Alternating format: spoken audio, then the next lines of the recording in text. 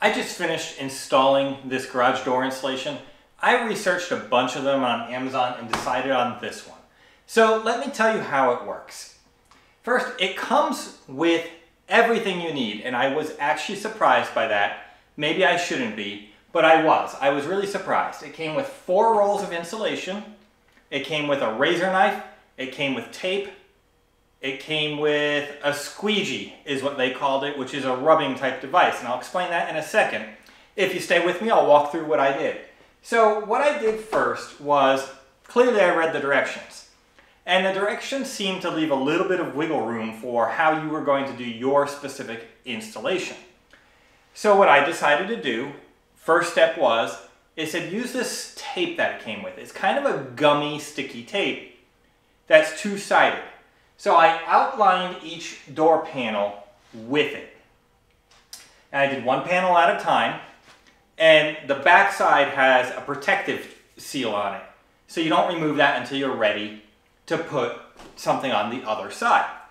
So I put it on all 4 panels, and then I used the squeegee to squeegee it on. It is very pressure sensitive, and I did notice that when I squeegeed it, you could see that it stuck better.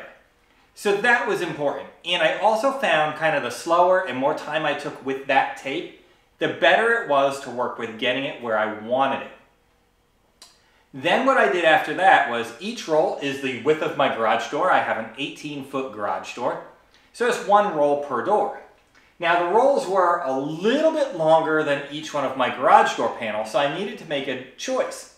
I could cut the whole roll while it's rolled up, which would be really easy to do, to make them exactly 1 panel each, or I could leave them at full length, or I could figure something else out. I decided to leave them at full length, and I'll show you why in a second. So now when I put them on, I started at the bottom panel. And I started at the top of the bottom panel, applied the top, then the sides and the bottom. Now on that panel, I cut off any excess once it was on, because it was really easy to crease it along the floor and make a nice clean cut and cut it. So the bottom panel was now insulated. Then I went up to the next panel, and the next panel. And every time I came across one of these hinges for the door, I simply took the razor knife and made a little slit to make an opening for the hardware to stick out but still be mostly covered and sealed. Now I decided not to cut mine to the exact size of the panel, because what that did for me is, even though this insulation is attached only to the panel, it will now overlap the other panel, not by sticking to the other panel, because you want to allow room for motion, but now if you look up in here, this is the seam in the garage door right there. So it's only a minimal amount of overlap. So remember, it's not stuck to the other panel, because then the garage door wouldn't open properly. It's stuck to the proper panel that it's a part of, and then this will flap out and move a little bit as the garage door opens and closes. And what that did was also create a little bit more of a barrier for any wind seepage that may come through the cracks in the panels. So that's why I chose to do it this way. This one has a little bit more room. There you go. You can see here's where the panel ends, and it's stuck right above that onto the panel here. But now when the garage door opens and closes, this will flex just fine and not get hung up. So overall, the installation is very easy. You will have to think through a little bit of like how you're going to handle hardware. For me, it was really simple. As I rolled it out, I just made that slit and I was good to go. There's different ways you could handle that. Now, like I said, it was easy to do, but it does take some time. The hardest part really was putting on the tape on each panel and taking your time to do that. Once I got to putting on the foam, or the insulation, or whatever we call this, is it foam? I guess it's a type of a foam.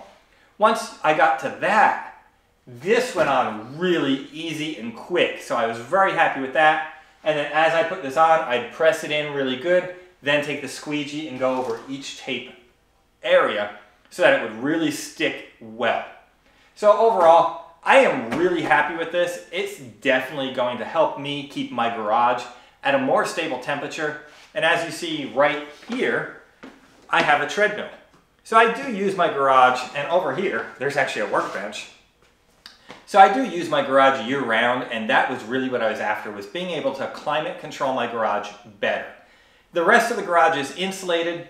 My garage door was not, and man, the temperature difference because of the garage door just leaking all of that heat and all of that cold was crazy. So this is going to help me out a ton.